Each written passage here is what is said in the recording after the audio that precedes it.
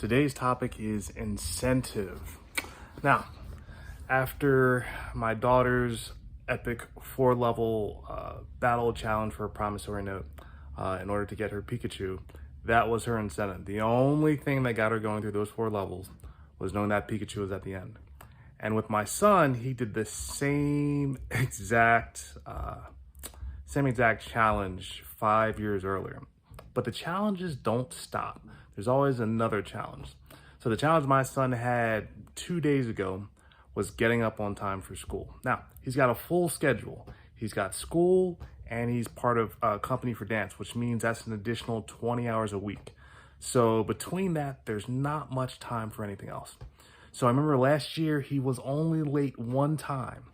And this year he was late twice within a week of each other.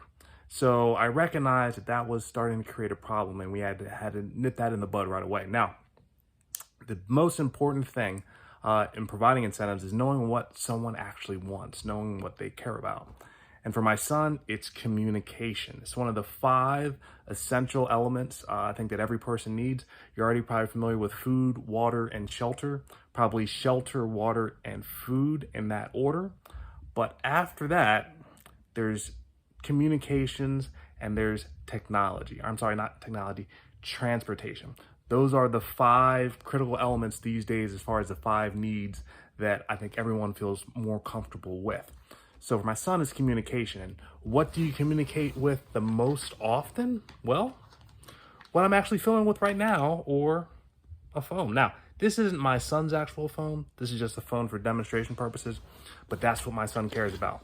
If you talk to him, you should know pretty well that he could probably work in as a genius in the Apple store right now for the fact that he knows Apple inside and out, as far as at least the phones anyway.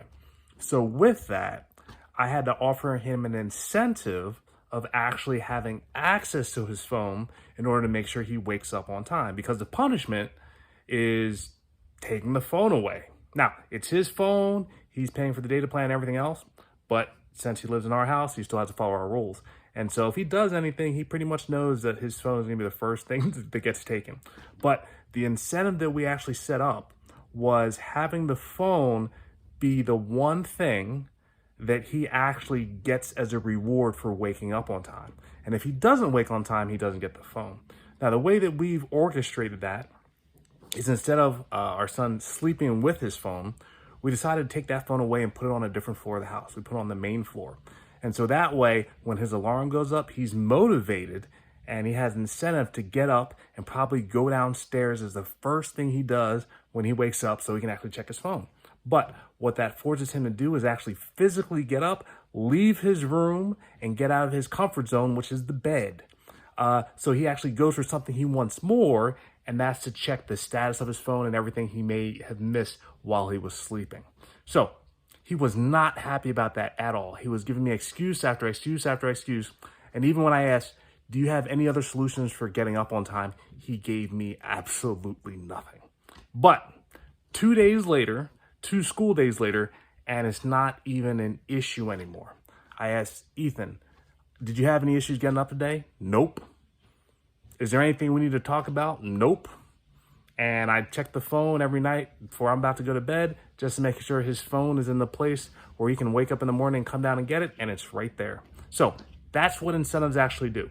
Incentives offer something that is more powerful than, actually, it offers something more powerful in achieving a specific result. And the specific result for me was Ethan actually getting up on time, and that's what that incentive actually provided. I actually had to take something that he values and treasures and put that in a place where that's his reward for actually doing something that he's supposed to do.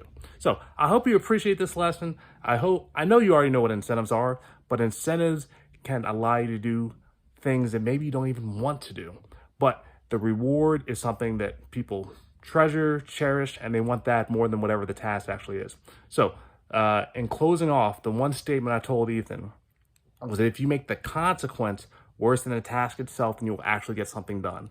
And in creating this incentive, I created a consequence which for him, in losing his phone for a day, is worse than waking up.